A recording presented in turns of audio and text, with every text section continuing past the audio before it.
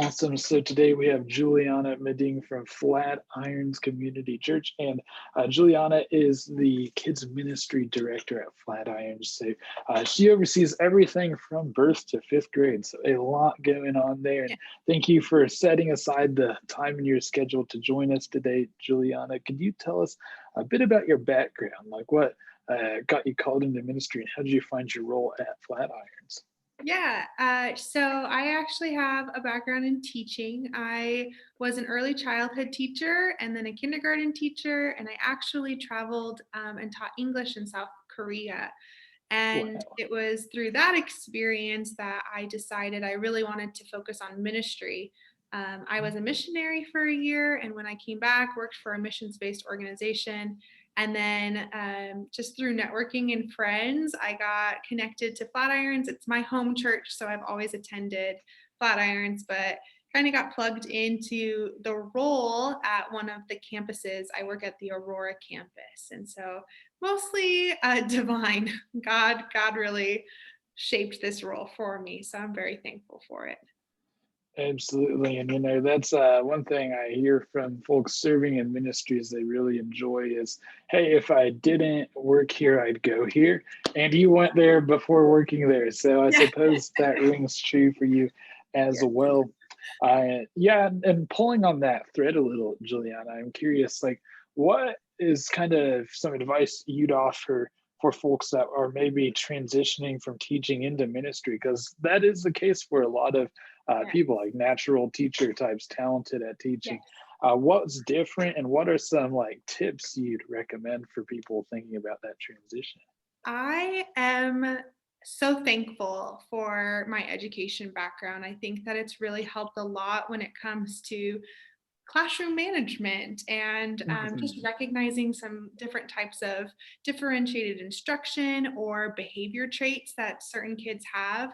But I think the biggest thing is having there's two thoughts that I have is interacting with parents. I think is a huge part of the ministry of getting parents on board to what it is that their kids are learning in the rooms and making that connection so that parents can actually be the spiritual leader of their kids' lives, and then just kind of being that spiritual mentor for the parent. And then the second would really be leader development. So I have a lot of teachers or people in education that are leaders, volunteers in our kids' ministry.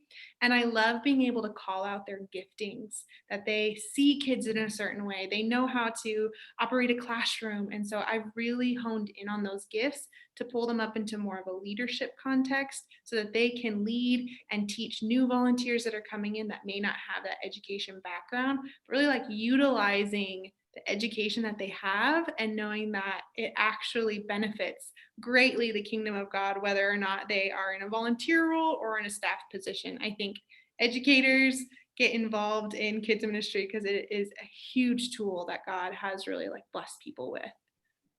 Absolutely, could not agree more there, Juliana. And that is something a lot of people didn't think of, because there are a lot of obvious differences between like K-12 and then some church education.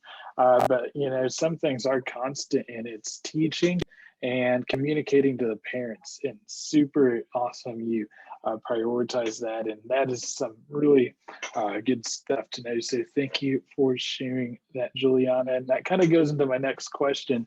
Um, Flatirons looks like a very large, engaging, robust ministry. Got stuff in person, got stuff online.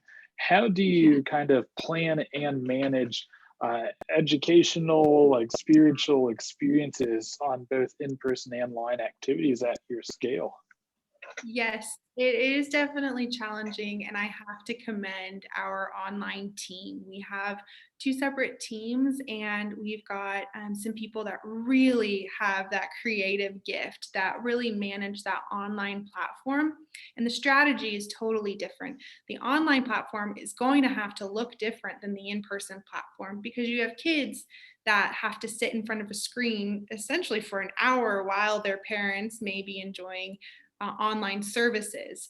So the structure, it has to be kind of these quick cuts and these fun, engaging things that kids want to stay engaged with the story. So it might be funny jokes and then a story and then a song, and goes back to the story. So that engagement for online content um, has to just be kind of quick. And I just commend our online team that works through that, because they are really working through some of the kinks that we are, all of us are facing with moving to a more online platform through the pandemic. And then in person looks totally different too, because we really value, especially Orange, small groups. And that is just a huge piece of, we want to create those in-person relationships where a leader can actually sit down with the kid and talk about their day and try to incorporate the lesson. And maybe sometimes it isn't the lesson. Maybe it's just, you're being bullied, or you're having a hard conversation, or you need to tell your parents something, and or maybe it's lying, these big moral values that kids walk through, of sitting down with them and building that trust and building that safety in those in-person relationships. That is a little bit more difficult to get on an online platform. Absolutely. I mean, that is one, great to hear you have an outstanding online team, and it's just great to have talented people helping out in your ministry, so you can minister to everyone. And then really like that point of, it's not just like the curriculum, the Bible stories, and the stuff people think of when they think of kids ministry. It's those other conversations like, hey, do you want to talk about like anything? Because comfortable, safe, trusting space for those kids is an essential foundation for spiritual growth. So that is great to hear you're prioritizing that, because sometimes people can be like, well, that's not on the agenda. Like right here, we're talking about Jesus. He multiplied fish today. No, you can talk about anything that's on your mind. And so, yeah, that is really awesome to prioritize. And, honing in on that, it sounds like it probably took a lot of, thinking to kind of say, hey, this is how our ministry is going to operate. We're going to focus on being a spiritual foundation and a place to have conversations and learn and grow. What are some of the guiding like values and principles you and the rest of your team kind of use to operate?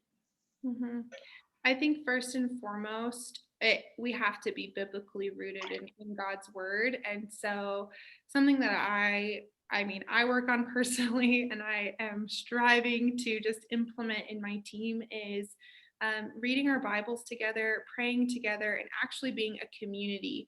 I think sometimes people think you can just show up on a Sunday, serve. It kind of seems like babysitting or something, but we're a family and we serve together, and we really value our groups team, where everybody gets into small groups. I know it looks different for a lot of churches, but sometimes I see kids ministry as a small group. You have these teams that serve on certain weekends and certain classrooms together. And I really try to encourage that community aspect where, are you sharing prayer requests? Are you talking about what God is teaching you? So there's that leader to leader engagement, where I feel like if the leaders are engaging and they are working through things that God is telling them, then that relationship then eventually seeps into the kids. The kids are watching, the kids are learning. They see that these conversations, it's not just a teacher teaching the kid what they need to know, but they're actually seeing it modeled from adult to adult. And so we really try to prioritize that.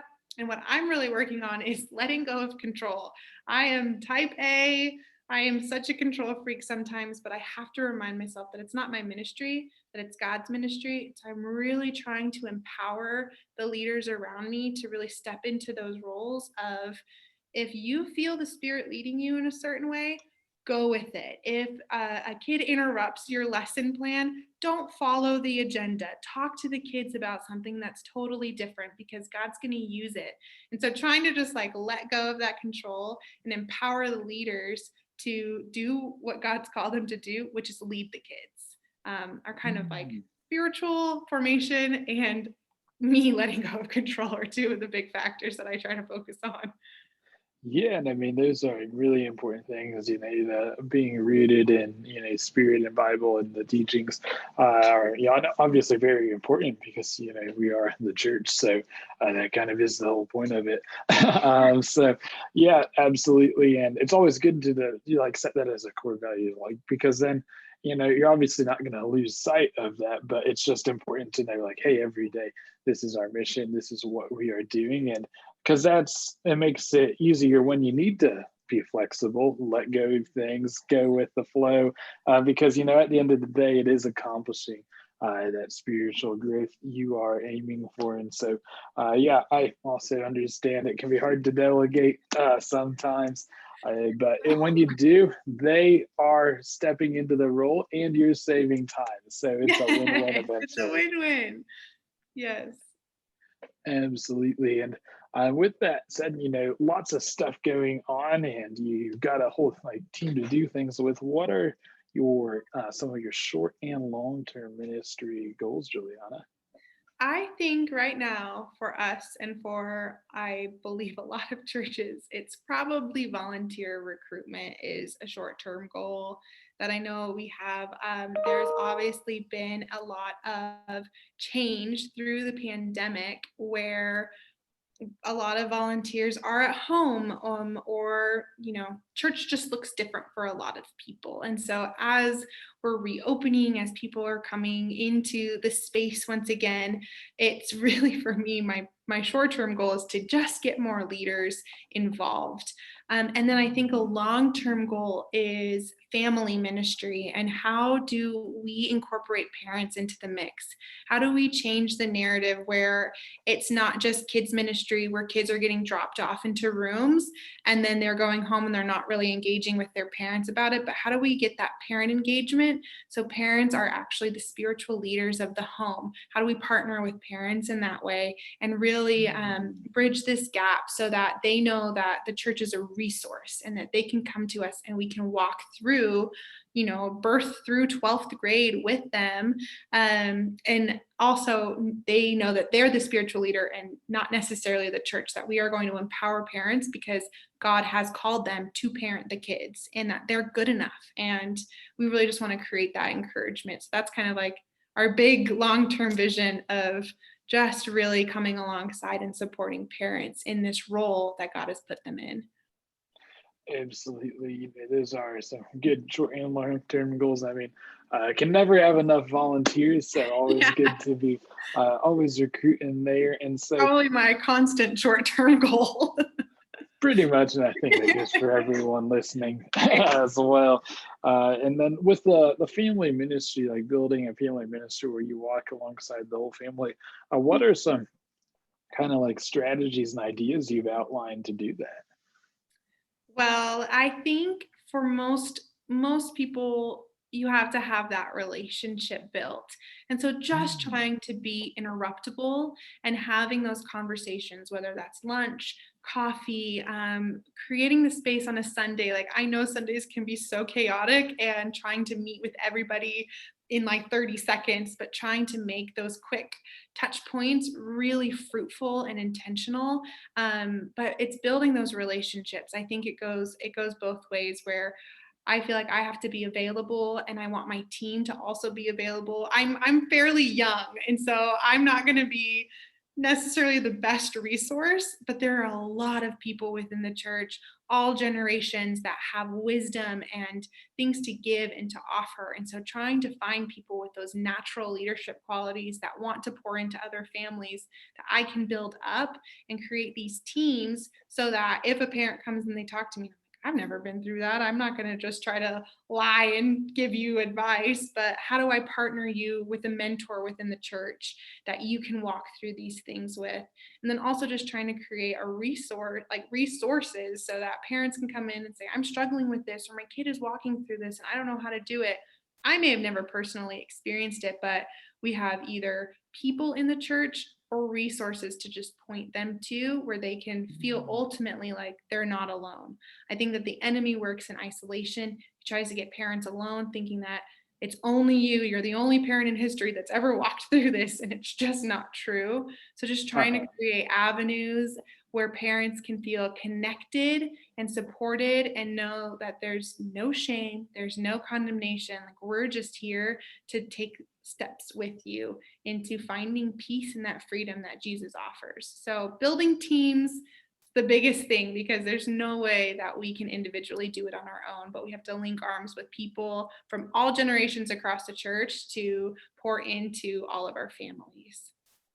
Absolutely. And, that is really important. One, to always be checking in with parents, Yeah. seeing, hey, is there anything we can help with? How's everything going? And then when there is something to help with, I love the idea of connecting with a mentor because as one human, we are not Google. We don't have all the answers. And it's a lot better if someone can walk with them who has been in that situation before. And then always good to connect them with all the other appropriate resources if need be. So I really love that. Just really simple steps, and it's simple but very powerful. And when you do consistently, you're gonna make a big change in people's lives. And with that said, Juliana, I really like this chat today. What are some other pieces of advice that you would offer for ministry leaders? Well, I would say focus on God. Like, God absolutely has to be the first priority. And as ministry leaders, it's so easy for us to just give, and pour out and sacrifice. And if we are not being filled up, if we are not disciplining ourselves in the word, if we are not praying, if we are not first going to God as our well, as our resource, then we're really going to get burnt out. It's going to be an uphill climb. So being rooted in God first personally, not because of work, not because of things that we have to do, but because we want to build a personal relationship with Jesus. And then my only advice is to just let go of control, because it's not our ministries, it's not our plan or our way, but it's God's way. And we have to die to ourselves. We have to give it to God, and we have to allow him to do the work that he already set out before us to do. We just get to be part of it. And so it kind of takes the pressure off when you know, like, God's got a plan and I just get to be witness to it. I just get to say yes and jump in and be involved and like watch God work. And it's the most exciting thing when you tangibly see God actively moving in and through the lives, and you're like, I had nothing to do with that. Like, that was a God thing, because there was no way that was going to happen. And then you get to glorify him and celebrate those wins. So that's probably like my only advice to give, is just focus on God and let go of control.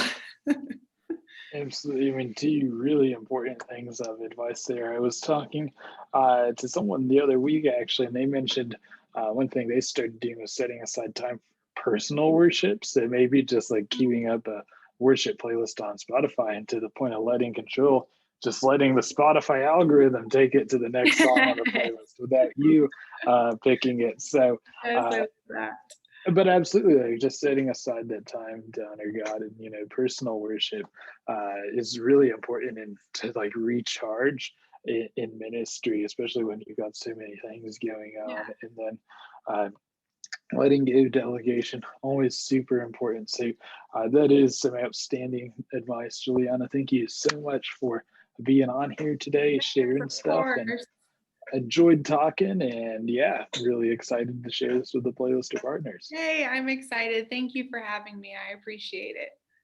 Absolutely.